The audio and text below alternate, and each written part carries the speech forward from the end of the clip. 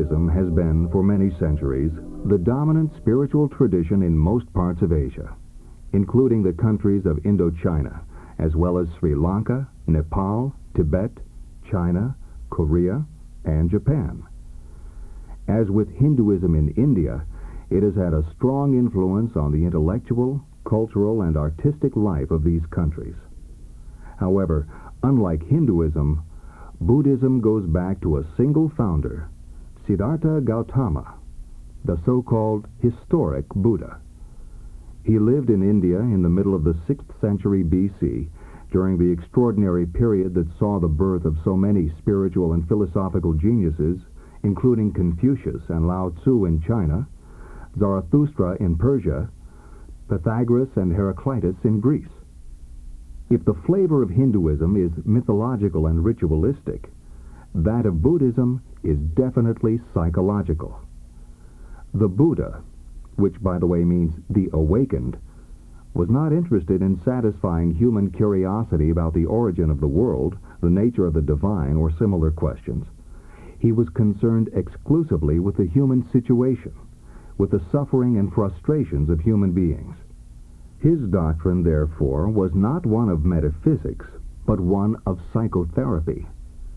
He pointed out the origin of human frustrations and the way to overcome them, taking up for this purpose the traditional Indian concepts of Maya, karma, nirvana, etc., and giving them a fresh, dynamic, and directly relevant psychological interpretation. After the Buddha's death, Buddhism developed into two main schools, the Hinayana and the Mahayana. The Hinayana, or small vehicle, is an orthodox school which sticks to the letter of the Buddha's teaching, whereas the Mahayana, or great vehicle, shows a more flexible attitude, believing that the spirit of the doctrine is more important than its original formulation. The Mahayana school is based on a number of so-called sutras, scriptures of huge dimensions which were written in Sanskrit in the 2nd or 3rd centuries A.D., and which present the Buddha's teaching in a highly elaborate and subtle way. The Mahayana school calls itself the great vehicle of Buddhism because it offers its adherents a great variety of methods, or skillful means, to attain Buddhahood. These range from doctrines emphasizing religious faith in the teachings of the Buddha to elaborate philosophies involving concepts which come very close to modern scientific thought. The essential nature of all things is described in Mahayana Buddhism by the term Dharmakaya, the body of being, which describes reality as it appears to the Buddhist's religious consciousness. The Dharmakaya is similar to the Brahman in Hinduism. It pervades all material things in the universe and is also reflected in the human mind as Bodhi, the enlightened wisdom. It is thus spiritual and material at the same time. According to many authors, the culmination of Buddhist thought has been reached in the so-called Avatamsaka school, which is based on the sutra of the same name. This sutra is regarded as the core of Mahayana Buddhism. It was this sutra which stimulated Chinese and Japanese minds more than anything else when Mahayana Buddhism spread across Asia. The central theme of the Avatamsaka is the unity and interrelation of all things and events, a conception which is not only the very essence of the Eastern worldview, but also one of the basic elements of the worldview emerging from modern physics. The Avatamsaka Sutra, this ancient religious text, offers the most striking parallels to the models and theories of modern physics.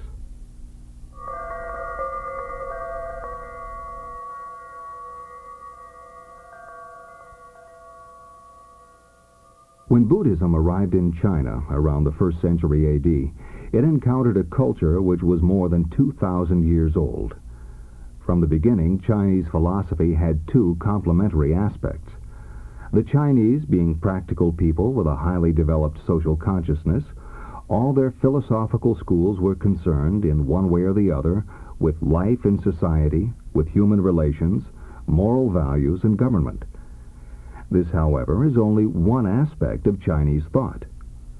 Complementary to it is that which corresponds to the mystical side of the Chinese character, which demanded that the highest aim of philosophy should be to transcend the world of society and everyday life and to reach a higher plane of consciousness. During the 6th century BC, the two sides of Chinese philosophy developed into two distinct philosophical schools, Confucianism and Taoism. Confucianism was the philosophy of social organization, of common sense and practical knowledge. It provided Chinese society with a system of education and with strict conventions of social etiquette. One of its main purposes was to form an ethical basis for the traditional Chinese family system with its complex structure and its rituals of ancestor worship. Taoism, on the other hand, was concerned primarily with the observation of nature and the discovery of its way, or Tao.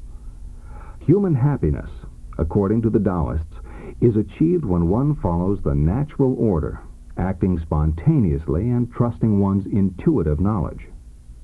These two trends of thought represent opposite poles in Chinese philosophy, but in China they were always seen as poles of one and the same human nature, and thus as complementary. Confucianism derives its name from Kung Fu Tzu, or Confucius, a highly influential teacher with a large number of students who saw his main function as transmitting the ancient cultural heritage to his disciples. The originator of Taoism was Lao Tzu, whose name literally means the old master, and who was, according to tradition, an older contemporary of Confucius. He is said to have been the author of a short book of aphorisms which is considered as the main Taoist scripture. In China, it is generally just called the Lao Tzu, and in the West it's usually known as the Tao Te Ching, the classic of the way and power, a name which was given to it in later times. Of the two main Chinese trends of thought, Confucianism and Taoism, the latter is the one which is mystically oriented, and thus more relevant for our comparison with modern physics. Like Hinduism and Buddhism, Taoism is interested in intuitive wisdom rather than in rational knowledge. Logical reasoning was considered by the Taoists as part of the artificial world of man, together with social etiquette and moral standards. The contrast between the Chinese and Japanese on the one hand, and the Indians on the other, is so great that they have been said to represent two poles of the human mind. Whereas the Chinese are practical, pragmatic, and socially minded, the Indians are imaginative, metaphysical, and transcendental. Nonetheless, the Chinese and Indians are united in the belief that there is an ultimate reality which underlies and unifies the multiple things and events we observe. To quote Chuang Tzu, there are the three terms: complete, all-embracing, the whole. These names are different, but the reality sought in them is the same, referring to the one thing. Unquote. They called this reality the Tao, which originally meant the way. It is the way or process of the universe, the order of nature. In later times, the Confucianists gave it a different interpretation. They talked about the Tao of man, or the Tao of human society, and understood it as the right way of life in a moral sense.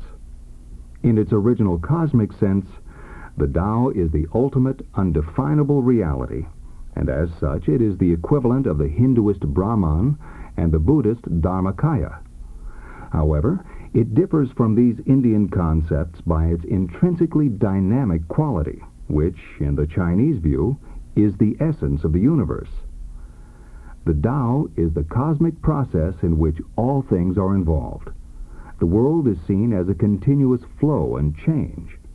When we talk about the Taoist concept of change, it is important to realize that this change is not seen as occurring as a consequence of some force, but rather as a tendency which is innate in all things and situations. The movements of the Tao are not forced upon it, but occur naturally and spontaneously. Spontaneity is the Tao's principle of action, and since human conduct should be modeled on the operation of the Tao, spontaneity should also be characteristic of all human actions. What then are the patterns of the cosmic way which human beings have to recognize? The principal characteristic of the Tao is the cyclic nature of its ceaseless motion and change. As Lao Tzu says, returning is the motion of the Tao, and going far means returning.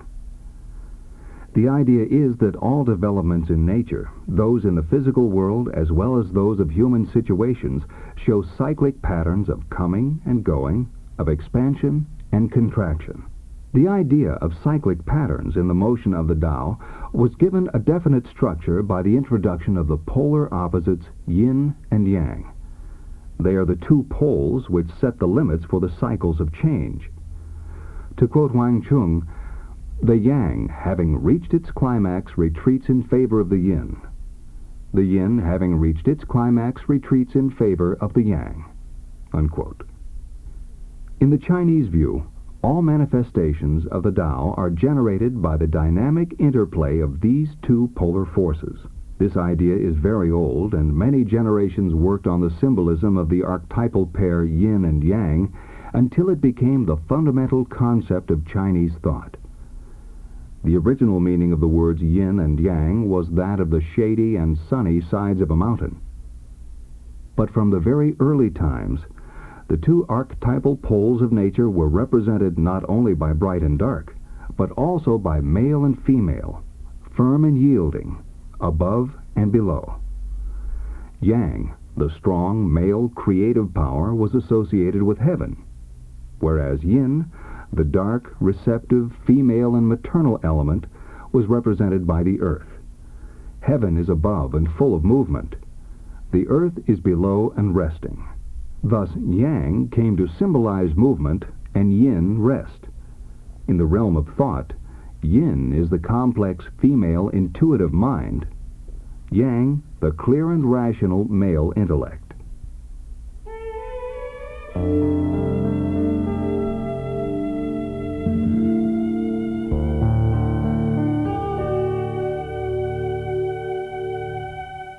Although the spiritual traditions described in this program differ in many details, their view of the world is essentially the same. It is a view which is based on mystical experience, on a direct non-intellectual experience of reality. And this experience has a number of fundamental characteristics which are independent of the mystic's geographical, historical, or cultural background. The most important characteristic of the Eastern worldview, one could almost say the essence of it, is the awareness of the unity and mutual interrelation of all things and events, the experience of all phenomena in the world as manifestations of a basic oneness. All things are seen as interdependent and inseparable parts of this cosmic whole, as different manifestations of the same ultimate reality. The Eastern traditions constantly refer to this ultimate indivisible reality, which manifests itself in all things and of which all things are parts. The basic oneness of the universe is not only the central characteristic of the mystical experience, but is also one of the most important revelations of modern physics. It becomes apparent at the atomic level and manifests itself more and more as one penetrates deeper into matter, down into the realm of subatomic particles. The unity of all things and events will be a recurring theme throughout our comparison of modern physics and Eastern philosophy. The various models of subatomic physics express again and again, in different ways, the same insight, that the constituents of matter and the basic phenomena involving them are all interconnected, interrelated, and interdependent, that they cannot be understood as isolated entities, but only as integrated parts of the whole. Quantum theory reveals an essential interconnectedness of the universe. It shows that we cannot decompose the world into independently existing smallest units. As we penetrate into matter, we find that it is made of particles, but these are not the basic building blocks in the sense of Newton. They are merely idealizations which are useful from a practical point of view, but have no fundamental significance. In the words of Niels Bohr, quote, "Isolated material particles are abstractions. their properties being definable and observable only through their interaction with other systems." Unquote. The universal interconnectedness of things and events seems to be a fundamental feature of the atomic reality, which does not depend on a particular interpretation of mathematical theory. At the atomic level, the solid material objects of classical physics dissolve into patterns of probabilities. And these patterns do not represent probabilities of things, but rather probabilities of interconnections. Quantum theory forces us to see the universe not as a collection of physical objects, but rather as a complicated web of relations between the various parts of a unified whole.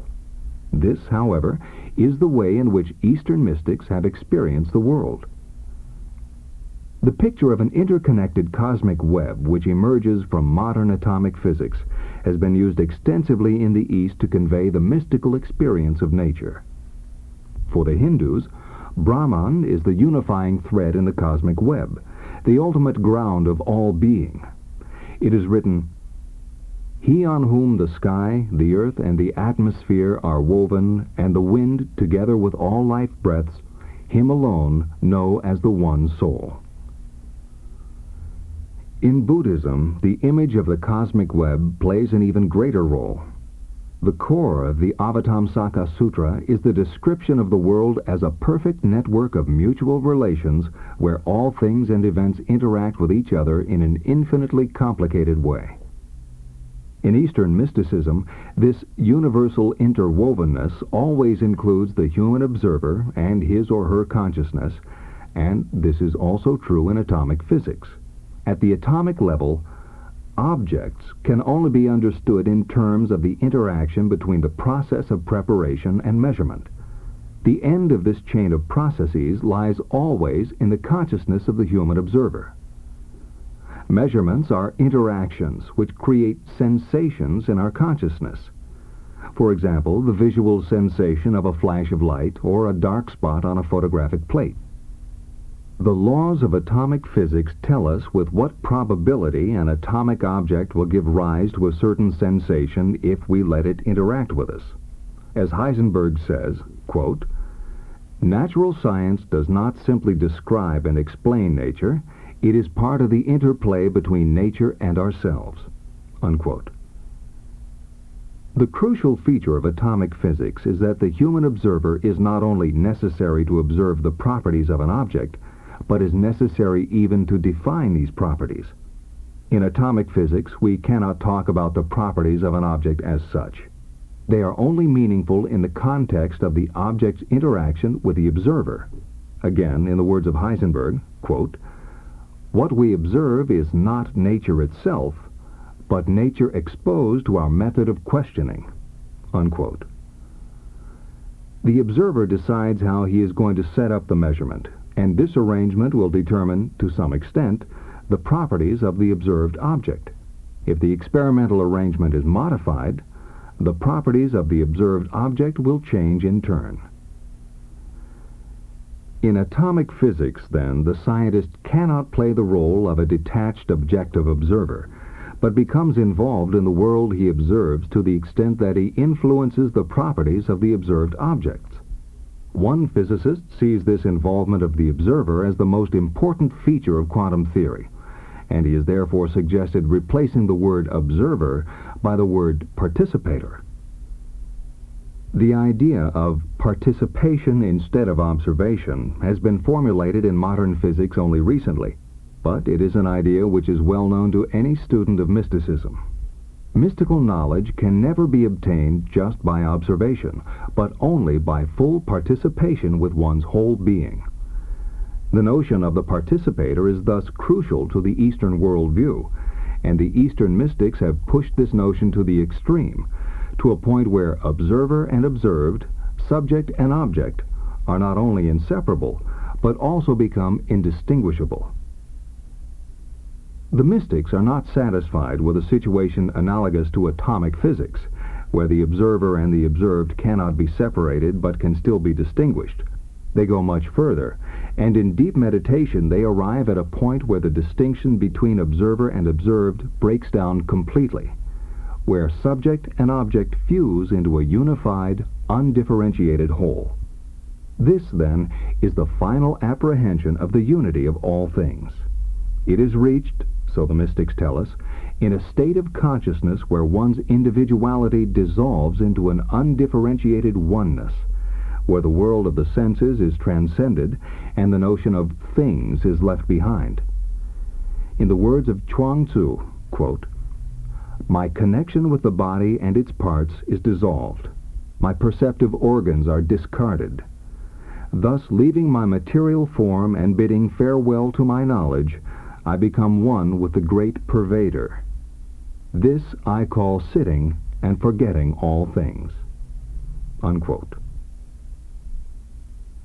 Modern physics, of course, works in a very different framework and cannot go that far in the experience of the unity of all things. But it has made a great step towards the worldview of the Eastern mystics in atomic theory. Quantum theory has abolished the notion of fundamentally separated objects, has introduced the concept of the participator to replace that of the observer, and may even find it necessary to include the human consciousness in its description of the world.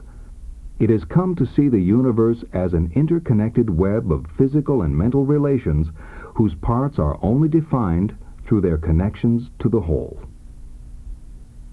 To summarize the worldview emerging from atomic physics, the words of a tantric Buddhist, Lama Anagarika Govinda, seem to be perfectly apropos. Quote, "The Buddhist does not believe in an independent or separately existing external world into whose dynamic forces he could insert himself. The external world and his inner world are for him only two sides of the same fabric, in which the threads of all forces and of all events, of all forms of consciousness and of their objects, are woven into an inseparable net of endless, mutually conditioned relations." Unquote.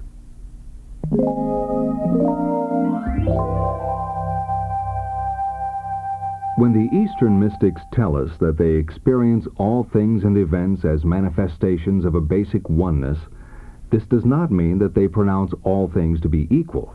They recognize the individuality of things, but at the same time they are aware that all differences and contrasts are relative within an all-embracing unity. The notion that all opposites are polar, that light and dark, winning and losing, good and evil, are merely different aspects of the same phenomenon, is one of the basic principles of the Eastern way of life. Since in our normal state of consciousness this unity of all contrasts, and especially the unity of opposites, is extremely hard to accept, it constitutes one of the most puzzling features of Eastern philosophy. It is, however, an insight which lies at the very root of the Eastern worldview. Opposites are abstract concepts belonging to the realm of thought, and as such they are relative. By the very act of focusing our attention on any one concept, we create its opposite. As Lao Tzu says, quote, "When all in the world understand beauty to be beautiful, then ugliness exists. When all understand goodness to be good, then evil exists." Unquote.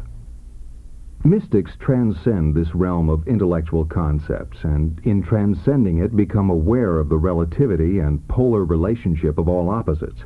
They realize that good and bad, pleasure and pain, life and death, are not absolute experiences belonging to different categories, but are merely two sides of the same reality, extreme parts of a single whole. Since all opposites are interdependent, their conflict can never result in the total victory of one side, but will always be a manifestation of the interplay between the two sides.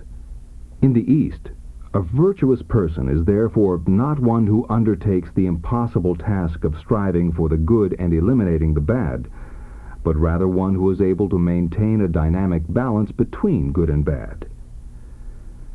This notion of dynamic balance is essential to the way in which the unity of opposites is experienced in Eastern mysticism.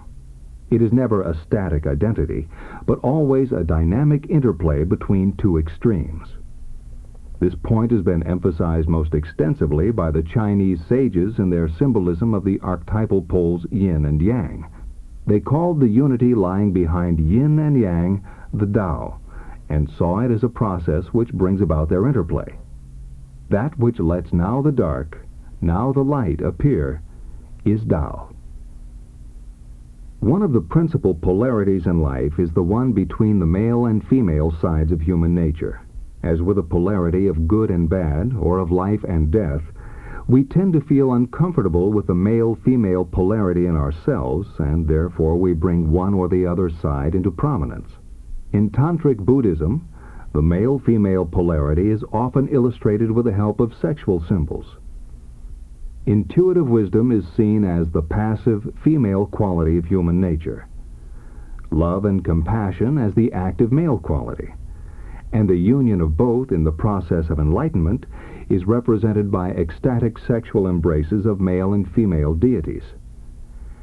The Eastern mystics affirm that such a union of one's male and female modes can only be experienced on a higher plane of consciousness, where the realm of thought and language is transcended and all opposites appear as a dynamic unity.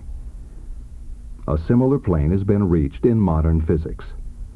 The exploration of the subatomic world has revealed a reality which repeatedly transcends language and reasoning. The unification of concepts which had hitherto seemed opposite and irreconcilable turns out to be one of the most startling features of this new reality. These seemingly irreconcilable concepts are generally not the ones the Eastern mystics are concerned with, although sometimes they are, but their unification at a non-ordinary level of reality provides a parallel to Eastern mysticism. Modern physicists should therefore be able to gain insights into some of the central teachings of the Far East by relating them to experiences in their own field.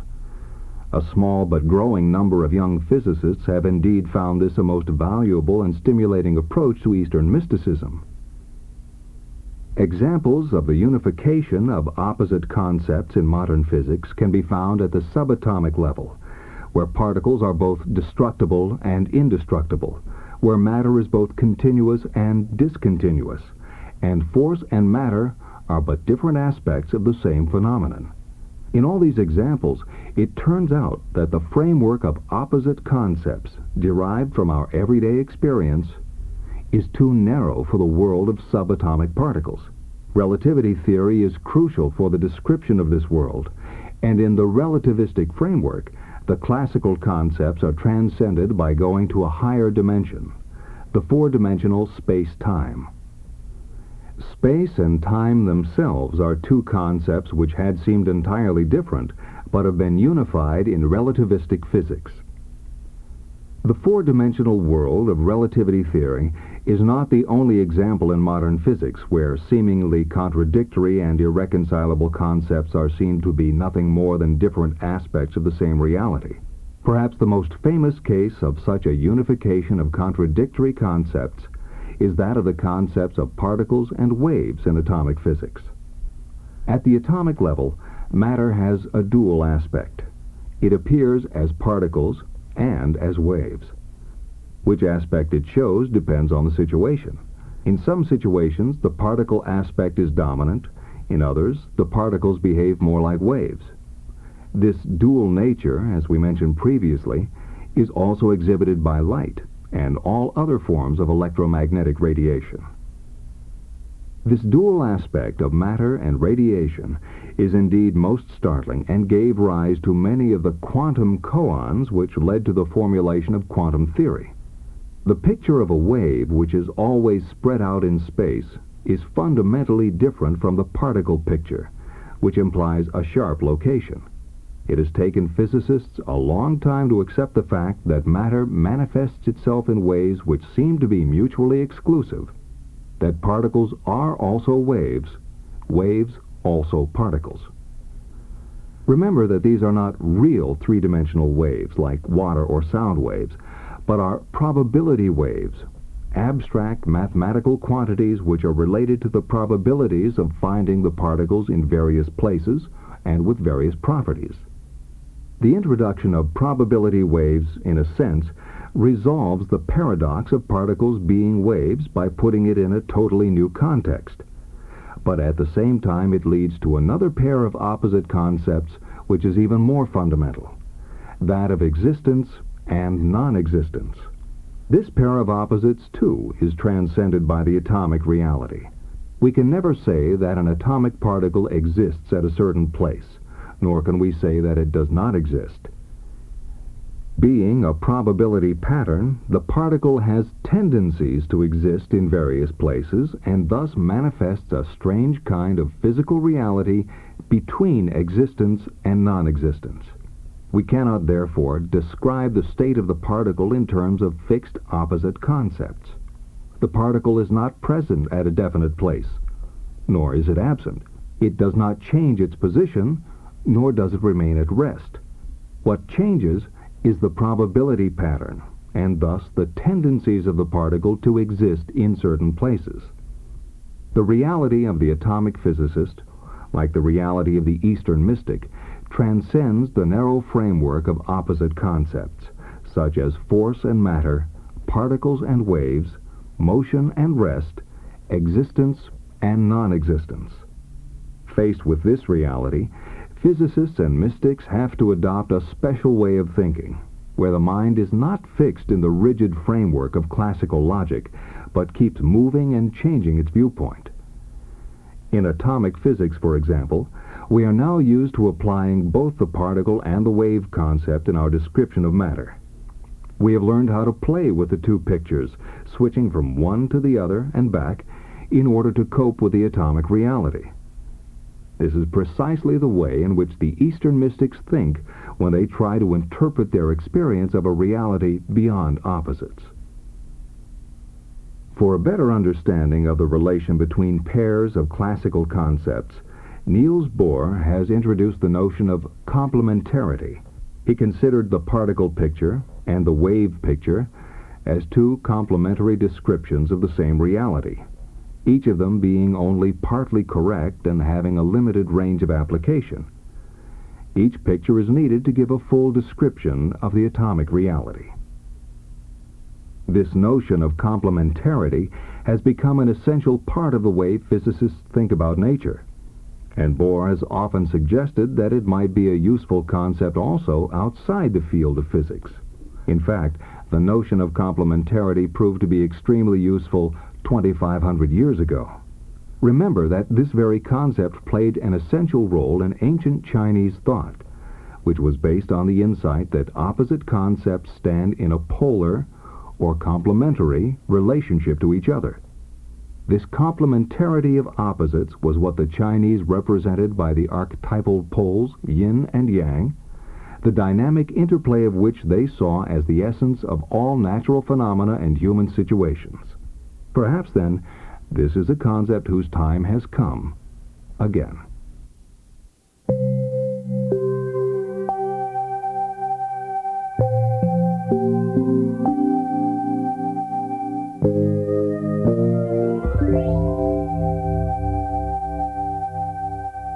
Our notions of space and time figure prominently on our map of reality. They serve to order things and events in our environment and are therefore of paramount importance, not only in our everyday life, but also in our attempts to understand nature through science and philosophy. There is no law of physics which does not require the concepts of space and time for its formulation. The profound modification of these basic concepts brought about by relativity theory was, therefore, one of the greatest revolutions in the history of science. Remember that classical physics was based on the notion of an absolute three-dimensional space, independent of the material objects it contains and obeying the laws of Euclidean geometry. Time was seen as a separate dimension which again is absolute and flows at an even rate independent of the material world.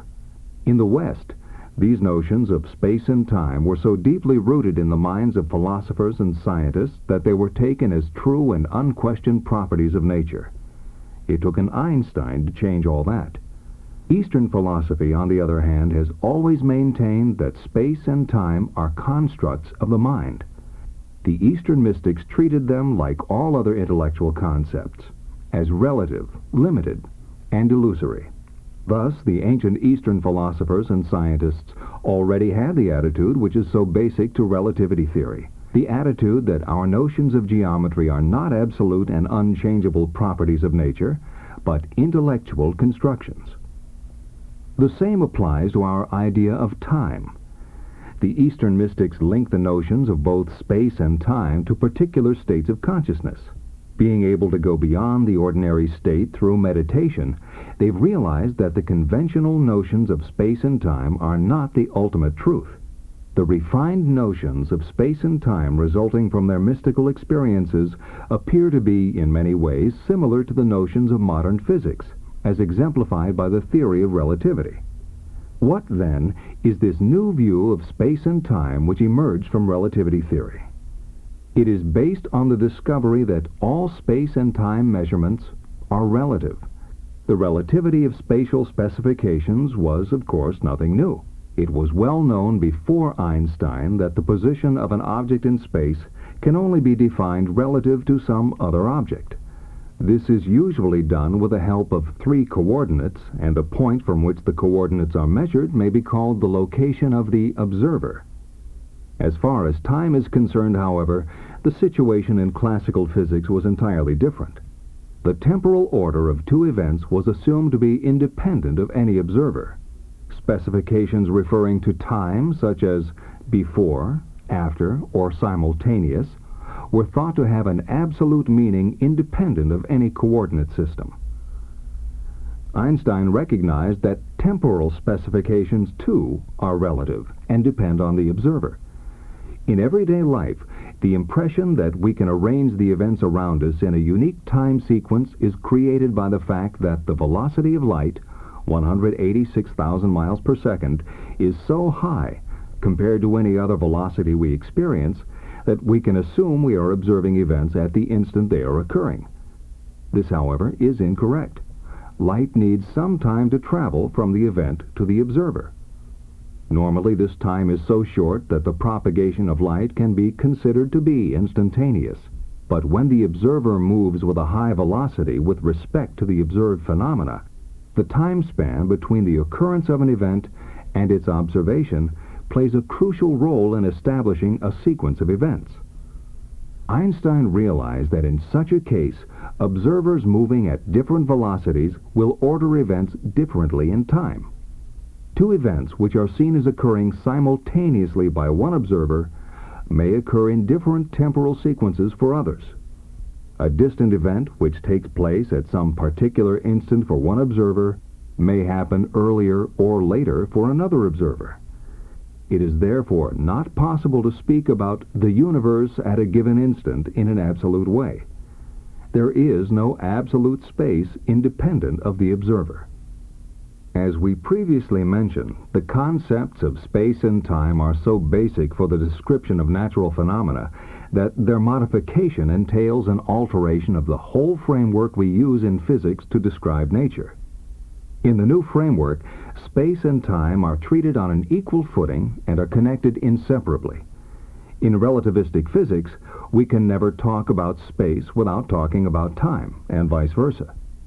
This new framework has to be used whenever phenomena involving high velocities are described. The intimate link between space and time was well known in astronomy in a different context long before relativity theory. Astronomers and astrophysicists deal with extremely large distances, and here again the fact that light needs some time to travel from the observed object to the observer is important. Because of the finite velocity of light, the astronomer never looks at the universe in its present state, but always looks back into the past.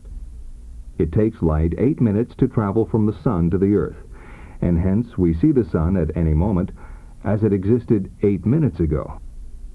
Similarly, we see the nearest star as it existed 4 years ago. And with our powerful telescopes, we can see galaxies as they existed millions of years ago. The finite velocity of light is by no means a handicap for astronomers, but is a great advantage. It allows them to observe the evolution of stars, star clusters, or galaxies at all stages just by looking out into space and back into time. All types of phenomena that happened during the past millions of years can actually be observed somewhere in the skies. Astronomers are thus used to the importance of the link between space and time. What relativity theory tells us is that this link is important not only when we deal with large distances, but also when we deal with high velocities. Whenever we study natural phenomena involving high velocities, we find it very hard to deal with these concepts, both at the level of intuition and ordinary language. For example, in classical physics it was always assumed that rods in motion and at rest have the same length. Relativity theory has shown that this is not true. The length of an object depends on its motion relative to the observer, and it changes with the velocity of that motion. The change is such that the object contracts in the direction of its motion. A rod has its maximum length in a frame of reference where it is at rest, and it becomes shorter with increasing velocity relative to the observer. In the scattering experiments of high-energy physics, where particles collide with extremely high velocities, the relativistic contraction is so extreme that spherical particles are reduced to pancake shapes. It is important to realize that it makes no sense to ask which is the real length of an object, just as it makes no sense in our everyday life to ask for the real length of somebody's shadow.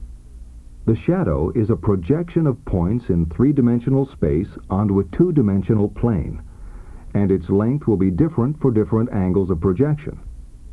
Similarly, the length of a moving object is the projection of points in four-dimensional space-time onto three-dimensional space, and its length is different in different frames of reference. What is true for lengths is also true for time intervals. They, too, depend on the frame of reference, but contrary to spatial distances, they become longer as the velocity relative to the observer increases. This means that clocks in motion run slower. Time slows down. These clocks can be of varying types: mechanical clocks, atomic clocks, or even a human heartbeat. If one of two twins went on a fast round trip into outer space, he would be younger than his brother when he came back home. All his clocks, his heartbeat, blood flow, brain waves, etc., would slow down during the journey from the point of view of the man on the ground. The traveler himself, of course, would not notice anything unusual, but on his return he would suddenly realize that his twin brother was now much older. This twin paradox is perhaps the most famous paradox of modern physics. All these relativistic effects only seem strange because we cannot experience the four-dimensional space-time world with our senses. We can only observe its three-dimensional images. These images have different aspects in different frames of reference. Moving objects look different from objects at rest, and moving clocks run at a different rate. These effects will seem paradoxical if we do not realize that they are only the projections of four-dimensional phenomena, just as shadows are projections of three-dimensional objects. If we could visualize the four-dimensional space-time reality, there would be nothing paradoxical at all.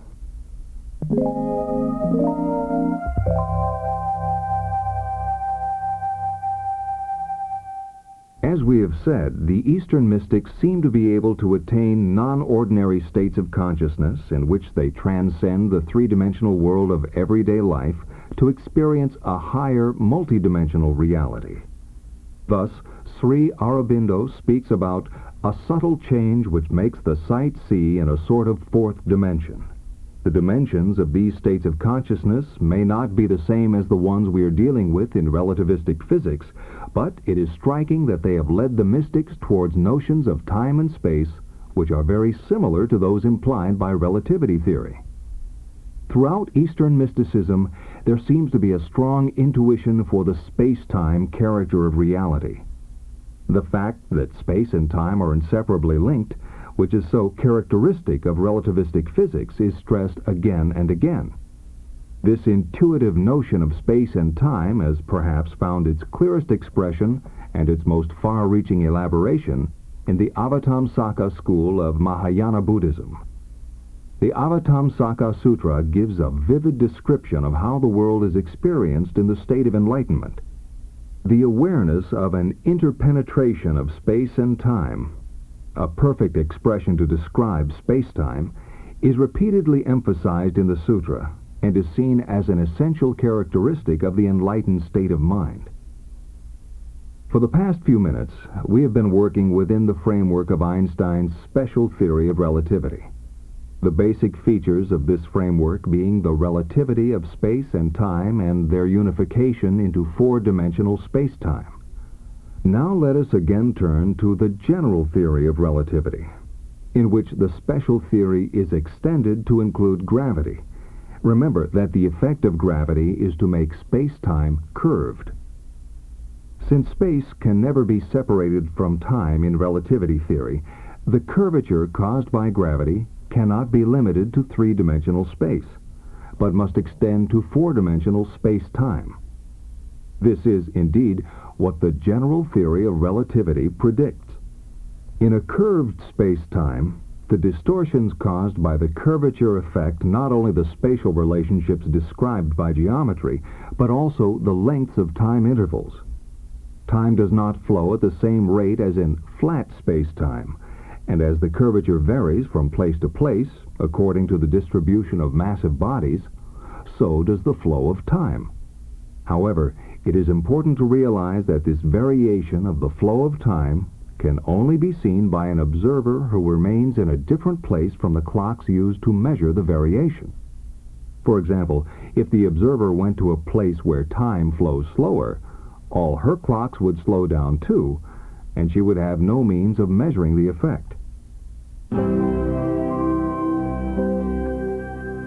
Please fast forward to the end and turn the tape over for proper cueing of side 4.